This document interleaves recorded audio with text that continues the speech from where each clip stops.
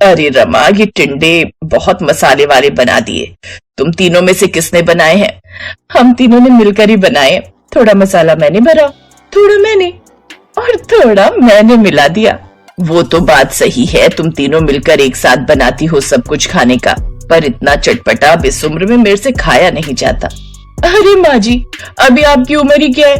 अभी तो आप 20 बरस के हो। अच्छा, मजाक तो तुम तीनों से करवा लो, अपनी गलती नहीं मानोगी।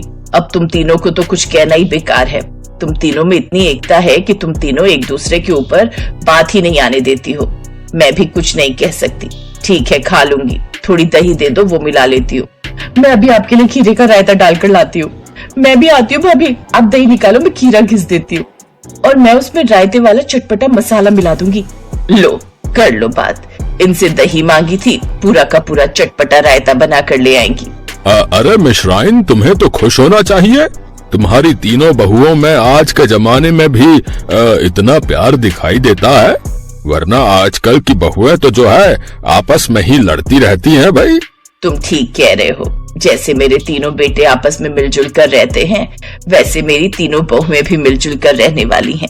थोड़ी चटपटी हैं तो क्या हुआ, मन तो तीनों का मिश्री की डली है। घर में सबको पता था रमा, रीमा और रीता तीनों बहुत मिलजुल कर रहने वाली थी। इस वजह से घर में सब लोग चटपटे और मिलन से सब कुछ, कोई कुछ नहीं कहता था। एक दिन तीनों किचन में मिलकर कुछ न कुछ खास बनाने वाले थे। रीमा, गोलगप्पे मैं बना लूंगी और पानी तुम और ऋतु मिलकर बना लो। ठीक है भाभी। ऋतु, फ्रिज में से बर्फ, पुदीना, हरी मिर्च और नींबू निकाल ले। भाभी, इसके साथ थोड़ी आलू चाट भी बनाएं क्या? वो भी बहुत मन कर रहा है। हाँ हाँ, बना लो। आज तो सचमुच चटपटा खाने का बहुत मन कर रहा है। जल्दी जल्दी गोलगप्पे और आलू चाट तैयार कर लेते, तब तक बाबूजी और तीनों भाई भी आ जाएंगे। सब साथ मिलकर गोलगप्पे और आलू चाट खाएंगे। ससुर और तीनों भाई बाद में आते, लेकिन उससे पहले कोई और ही आ गया जो उन्होंने उसकी कल्पना भी नहीं की थी। अरे कमलेश, तू मेरी प्यारी पक्की सहेली कमलेश इतने दिनों बाद मेरे घर आई है। मुझे तो अपनी आंखों पर यकीन ही नहीं हो रहा। अपनी आंखों पर यकीन कर ले शीला। अब दिल्ली शहर आकर मैं और कहाँ रुकती, तेरे घर ही आ गई। तेरे अलावा दिल्ली में मुझे जानता ही कौन है। वैसे अब मैं कुछ दिन रुक कर जाऊंगी। तुझे कोई तकलीफ तो नहीं है ना? नहीं नहीं, तकलीफ कैसी होनी है। जितने दिन चाहे उतने दिन रुक जाना। तेरा अपना ही घर है। तू मेरी बचपन की सहेली है। ये घर भी तेरा अपना ही है। बड़ी खुशी हुई ये सब सुनकर। ये क्या शीला, तूने अभी तक पोते पोतियों का मुंह नहीं देखा?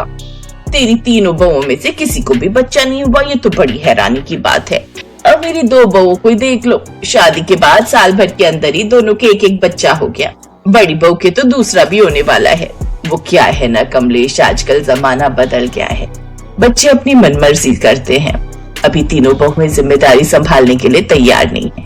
बाकी सब तो ईश्वर की मर्जी है, जब होना होगा तो हो ही जाएगा। वैसे तू क्या खाएगी? रमा, रसोई में क्या बना हुआ है? माँ जी, हम तो गोलगप्पे और आलू चाट बना रहे थे। गोलगप्पे और आलू चाट सुनकर कमलेश के मुंह में पानी आ गया। फिर भी वो मुंह बनाने लगी जैसा कि नाटक कर रही हो। गोलगप्पे और आलू चाट ठीक है। वैसे तो मैं इतना खट्टा चटपटा खाती नहीं हूँ, पर अब तुम्हारे घर आई हूँ तो खा लूंगी। जाओ तुम तीनों वही ले आओ। कमलेश को आलू चाट और गोलगप्पे तो बहुत पसंद आए और उसे टेस्टी भी बहुत लग रहे थे, पर कमलेश अपनी आदत से मजबूर थी।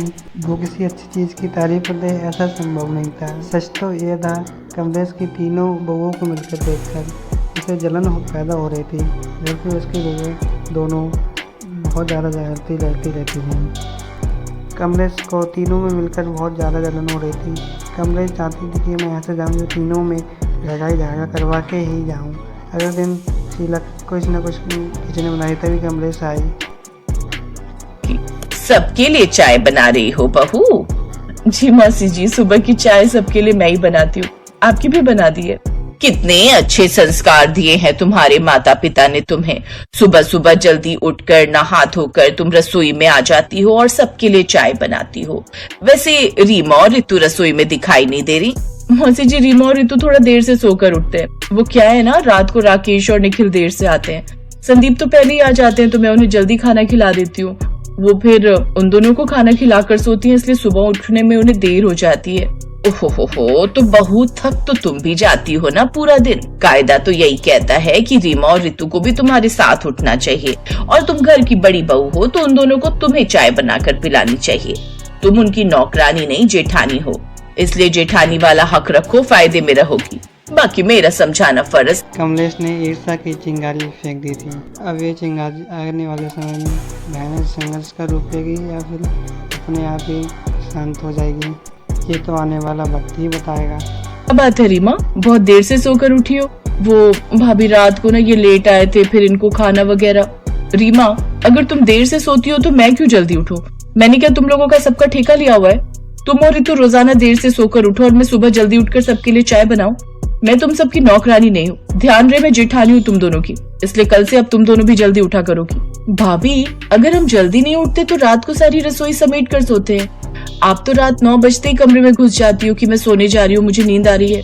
वही तो, और देखो हम दोनों पर चिल्ला रही हैं। मतलब अब तुम दोनों एक तरफ हो गई हो। तुम दोनों को जरा सा मैंने सुबह जल्दी उठने के लिए क्या बोल दिया? तुम तो मेरे पीछे ही पड़ गई। मेरे से बात करने की कोई जरूरत नहीं है।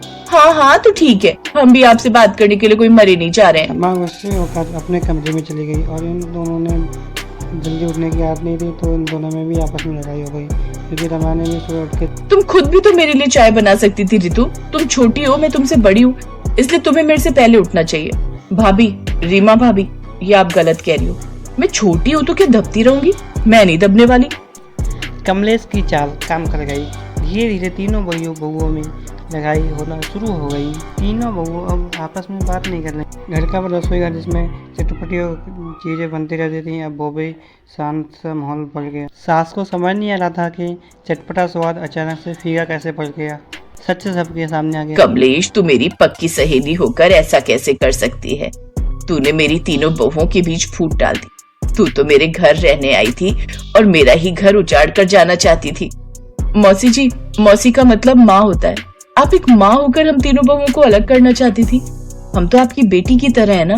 तुम्हारा परिवार बहुत अच्छा है शीला। तुम बहुत किस्मत वाली हो जो तुम्हें इतनी अच्छी बहुएं मिली हैं। उस दिन से तीनों बहुओं में बातें और खाने में चटपटा आ गया। कमलेश भी अब बहुत हंसी खुशी से रहने लगी।